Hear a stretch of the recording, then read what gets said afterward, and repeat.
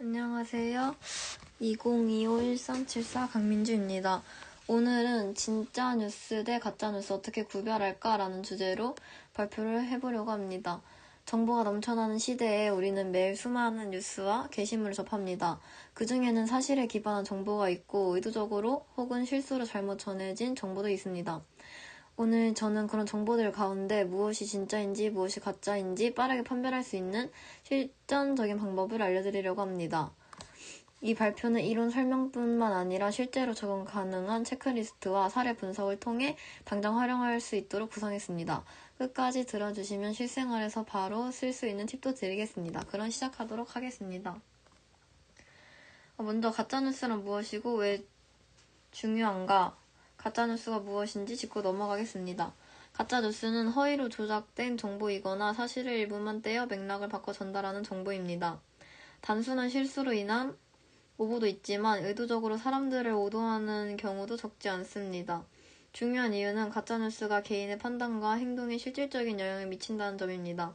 예를 들어 건강 관련 잘못된 정보는 잘못된 치료 선택으로 이어질 수 있고 정치적 허위 정보는 사회적 갈등과 분열을 심화시킬 수 있습니다.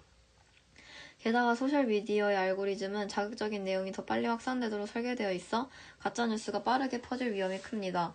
따라서 우리는 가짜뉴스를 단순히 무시할 것이 아니라 능동적으로 식별하는 능력을 길러야 합니다.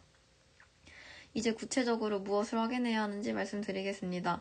실전 체크리스트는 다음 8가지입니다.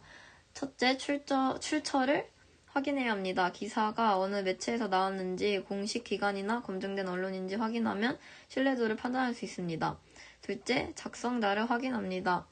기자 이름과 소속이 명시되어 있거나 전문 연구자의 인용이 있으면 신뢰도가 올라갑니다. 셋째, 날짜를 확인해야 합니다. 오래된 기사가 새로운 사건처럼 재유포되는 경우가 종종 있습니다. 넷째, 주장에 대한 증거가 제시되어 있는지 확인합니다. 보고서나 원문 링크가 없으면 경계해야 합니다. 5번째, 사진과 영상은 조작되기 쉬우므로 역이미지 검색 등으로 원본과 문맥을 확인해야 합니다. 6번째, 제목과 본문의 일치 여부를 확인합니다. 과장된 제목이 본문과 맞지 않은 경우가 많습니다. 7번째, 동일한 내용이 다른 신뢰할 매체에서도 보도되었는지 교차 검증해야 합니다.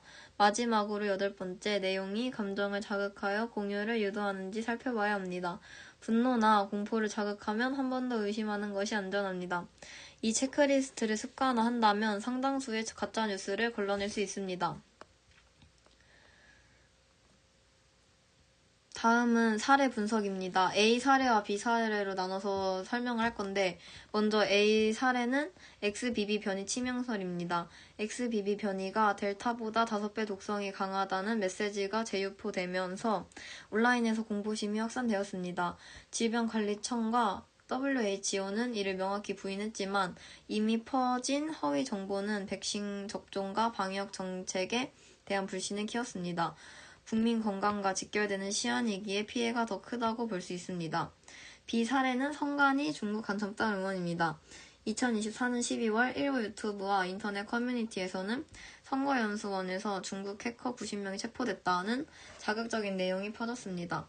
이는 사실 무근으로 확인됐지만 당시 선거를 앞두고 시민 불안과 정치 불신을 확대했습니다.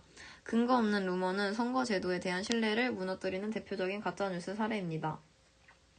마지막으로 결론입니다. 핵심은 3가지인데요. 출처를 확인하고 주장에 대한 증거를 찾고 다른 신뢰할 매체와 교차 검증하는 습관을 들이는 것입니다.